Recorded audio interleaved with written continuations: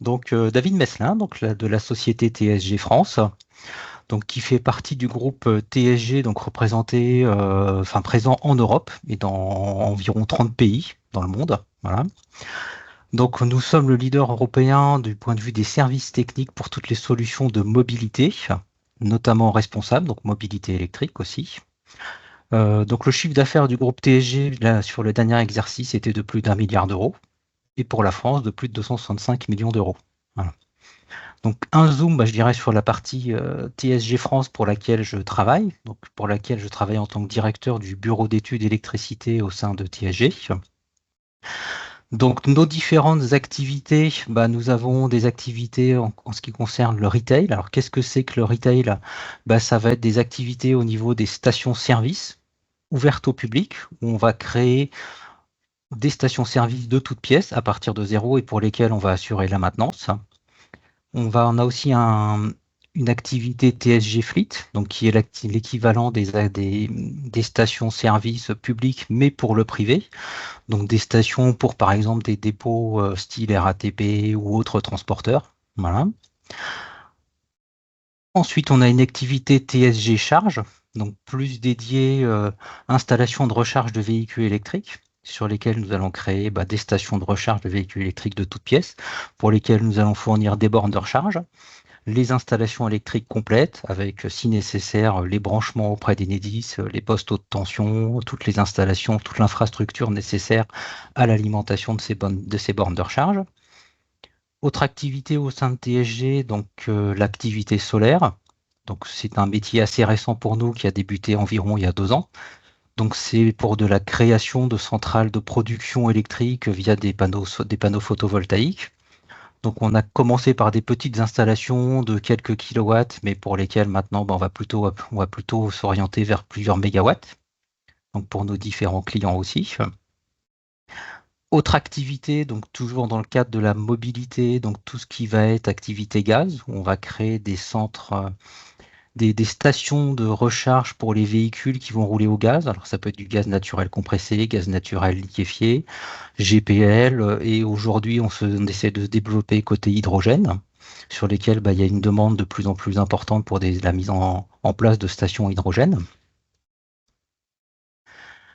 Donc pour tout cela, nous avons 20 sites en France, donc le siège qui se trouve au Plessis-Robinson, un centre de stockage de toutes nos pièces de rechange pour nos activités de maintenance et 18 agences réparties au sein de toute la France. Avant mon arrivée chez TSG, en gros, il n'y avait pas de bureau d'études d'électricité. Donc, pas de logiciel de calcul, de dimensionnement d'installation électrique D'accord, chez TSG. d'accord. Toutes les études étaient sous-traitées à l'extérieur. Donc, il a fallu vraiment faire un choix lors de la création de ce de ce bureau d'études d'électricité, qui était nécessaire suite à l'arrivée de tout le marché des bornes de recharge de véhicules électriques. Donc, euh, donc, dans le cadre de nos études pour la conception des installations électriques de bornes de recharge de véhicules électriques, notamment, donc nous avons dû faire un choix du point de vue du logiciel de conception des installations électriques. Donc, plusieurs logiciels existent sur le marché. Dans mon précédent travail, pour lequel j'étais bureau de contrôle, et donc j'avais pas mal de retours sur des notes de calcul qui m'étaient envoyées via les différentes entreprises. Donc, j'avais reçu tout un tas de notes de calcul différentes et quand je suis arrivé chez TSG, donc on m'a demandé de faire un choix et celui qui, pour moi, du point de vue du rendu euh, papier, entre guillemets, enfin plus fichier rendu à la fin, celui qui était le plus lisible et le plus accessible pour moi, pour nos différents intervenants sur le terrain, pour la facilité de lecture, c'était plus le logiciel Caneco, qui était plus adapté à nos besoins. Et aussi pour avoir vu tous les logiciels précédemment, je savais que Caneco proposait plusieurs fonctionnalités sur les bornes de recharge de véhicules électriques que ne proposaient pas les autres jusqu'à maintenant. Donc j'avais aussi pris des rendez-vous avec différents autres fournisseurs de logiciels de calcul qui ne permettaient pas, n'avaient pas des sujets aussi poussés sur les bornes de recharge de véhicules électriques que Caneco il y a 4 ans. Voilà. Donc ce qui fait qu'on s'est plutôt dirigé vers ce logiciel qui était plus adapté à notre métier vers lequel on allait. Donc du point de vue des installations de recharge de véhicules électriques, donc l'intérêt qu'on a trouvé dans le logiciel Icaneco, c'est de pouvoir déjà créer une base de données avec des bornes de recharge pour les véhicules électriques. Donc il y a déjà une base de données de plusieurs fournisseurs qui sont rentrés à l'intérieur. Par contre, il y a possibilité d'intégrer dedans d'autres fabricants, d'autres bornes de recharge sur lesquelles on peut faire des préconfigurations et donc qui nous permettent directement d'obtenir les bons résultats quand on lance une note de calcul sans avoir à se reposer en permanence la question de quel est le modèle, quelles sont ses caractéristiques, quelles sont les protections intégrées à l'intérieur, donc ce qui nous permet de gagner quand même pas mal de temps sur beaucoup d'installations. Voilà. Donc l'autre intérêt de Caneco qu'on a trouvé dès le début, c'est aussi ce que proposent pas d'autres fabricants, c'est de faire un pré-choix au niveau du matériel électrique en ce qui concerne toutes les protections qu'on doit mettre en place dans nos armoires, où il y a un prédimensionnement, pré-choix de fait au niveau des dispositifs de protection, des disjoncteurs, des interrupteurs à mettre en place. Donc ce qui permet de plus vite se diriger vers la bonne solution, même si de temps en temps, on doit modifier pour des raisons X ou Y la demande du client qui veut d'autres modèles de protection, d'autres modèles de disjoncteurs, etc. Ensuite, l'autre intérêt, c'est de pouvoir concevoir des installations qui peuvent être, je dirais, très minimalistes. Donc, on travaille aussi bien pour des clients qui veulent deux bornes de recharge de 7 ou de 22 kW. Donc, ça va nous permettre de faire des petites installations. Mais on peut aussi, avec le logiciel, créer de très grosses installations électriques. Là, actuellement, on travaille pour des clients pour lesquels on installe jusqu'à plusieurs postes de 2,5 MW pour alimenter des bornes de recharge qui, aujourd'hui, montent jusqu'à 400 kW. Et là, on travaille sur des projets où on nous demande d'installer des bornes qui vont monter jusqu'à 1 MW. Donc, c'est des produits qui ne sont pas encore vraiment disponibles sur le marché, mais pour lesquels on commence à se poser beaucoup de questions sur les dimensionnements des câbles, les protections à mettre en œuvre au niveau des postes haute tension, des TGBT. Voilà. Donc, ça nous permet quand même de concevoir, de prévoir les installations électriques qui arrivent dans le futur, mais aussi bien sur des petites puissances que sur des grosses installations électriques. Donc l'autre point important pour nous, pour le choix de Caneco, c'était aussi le fait qu'il soit quand même pas mal déployé en France. Donc on pouvait récupérer énormément d'éléments de la part de nos clients avec des notes de calcul qui existaient déjà, qui avaient déjà été réalisées, ce qui nous évitait de repartir de zéro pour concevoir nos installations électriques de recharge de véhicules électriques qui allaient en général se connecter sur les installations existantes des clients. Au tout début de l'activité, je dirais que les puissances de recharge étaient quand même assez limitées. Et donc, on réutilisait des points d'alimentation existants sur les sites. Donc, intéressant de pouvoir récupérer des notes de calcul de nos clients. Après, pour le choix, c'était vraiment, je dirais qu'on s'est posé des questions sur les différents logiciels qui existaient sur le marché, qui étaient plus ou moins connus. Voilà.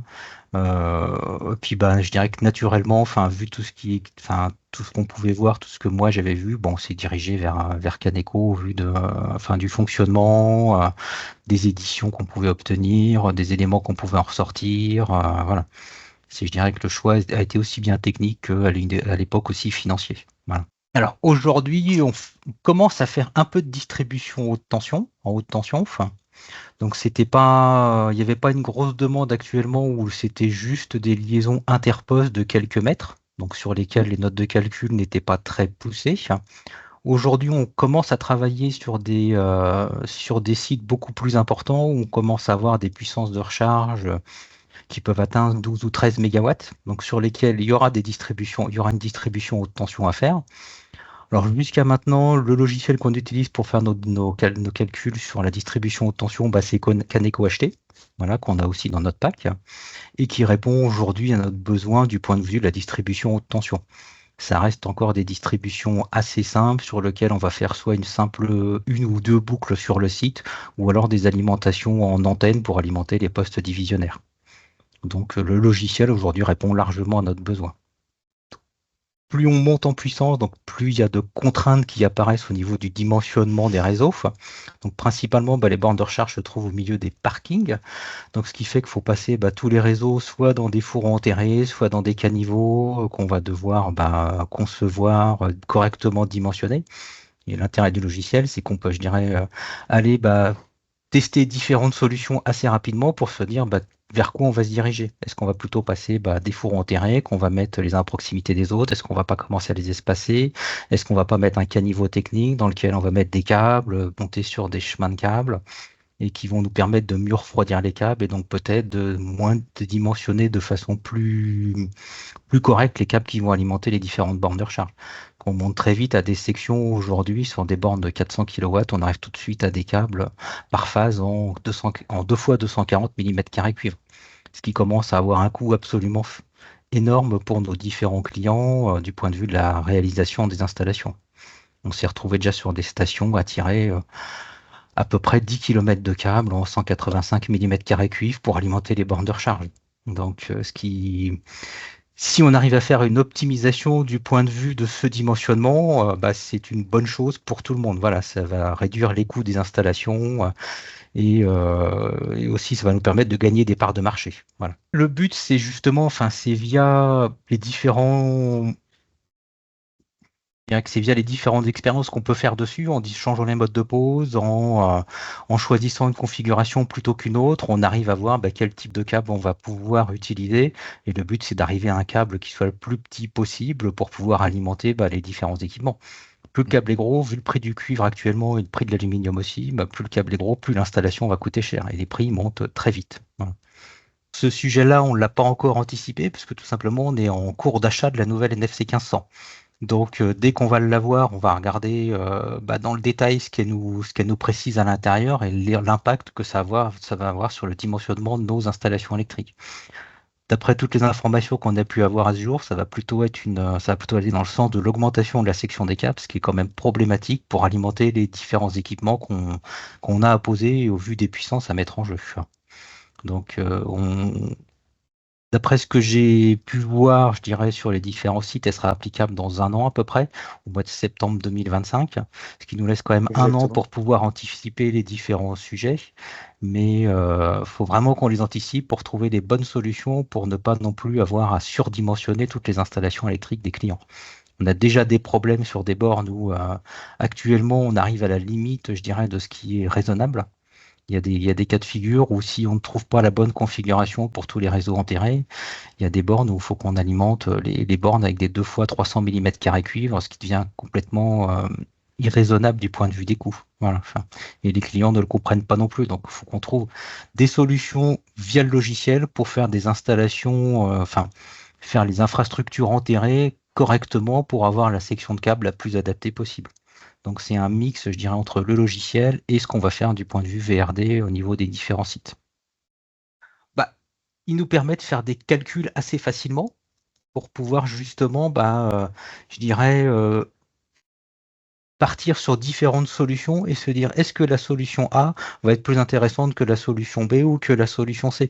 On peut se permettre de faire rapidement des préétudes, de se poser des questions sur les futurs dimensionnements qu'on va faire.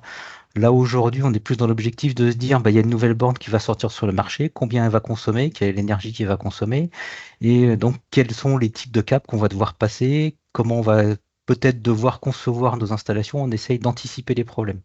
Les problèmes qui commencent à montrer leur nez. Voilà. Je pense qu'on va arriver à une solution où on va devoir, enfin, on en a conscience, et il y a quand même le fait de passer les câbles dans des fourreaux qui est quand même impactant, je dirais, du point de vue de la section des câbles. Aujourd'hui, la NFC 1500 nous demande de surdimensionner les câbles de 20% dès qu'on les passe dans des fourreaux enterrés. Donc, on va peut-être se diriger plutôt vers des solutions où on va enterrer les câbles directement dans le sol. Il y a du mal à passer souvent auprès de nos clients parce qu'ils veulent toujours avoir la possibilité de remplacer ces câbles. Chose qui, Ouais. s'ils sont directement enterrés dans le sol, est beaucoup plus complexe. Voilà. Sur les grosses installations, je dirais que c'est quand même, là-dessus, il est quand même performant pour le dimensionnement des grosses installations électriques, pour le choix des matériels. Dès qu'on a des liaisons de forte puissance, enfin voilà, on arrive facilement à avoir des résultats. Voilà. Mais ce qui ne nous empêche pas aussi de l'utiliser, pour alimenter, je dirais, des bornes de recharge assez. Pour certains de nos clients, on fait des sites où on pose peut-être 200 ou 300 bornes de recharge à courant alternatif en 22 kW. Donc, ce qui nous amène quand même à poser des postes haute tension pour alimenter les bornes de recharge et à faire une grosse distribution électrique basse tension pour alimenter toutes ces bornes. Voilà. Donc, il y a la partie borne de recharge d'essai, qui est un gros marché actuellement, mais il y a aussi quand même sur pas mal de transporteurs, les transporteurs du dernier kilomètre, donc les dépôts qui vont permettre de faire les livraisons en ville, où il y a quand même un besoin de puissance important au point de vue des véhicules électriques. Les villes poussent de plus en plus pour avoir des livraisons avec des véhicules propres. Donc beaucoup de transporteurs se dirigent vers des véhicules électriques, par contre qui ne vont être utilisés que durant la journée, donc qui vont avoir des périodes de recharge qui peuvent être assez longues, donc en général une nuit complète, et des bornes de recharge AC avec des puissances de 11 à 22 kW sont amplement suffisantes pour ces véhicules-là. Par contre, bah, il y a un parc de véhicules quand même important à recharger, donc ce qui nécessite quand même des grosses puissances sur les parkings et des grosses distributions électriques. Donc c'était David Meslin, donc Société TSG France, et je vous remercie pour votre attention.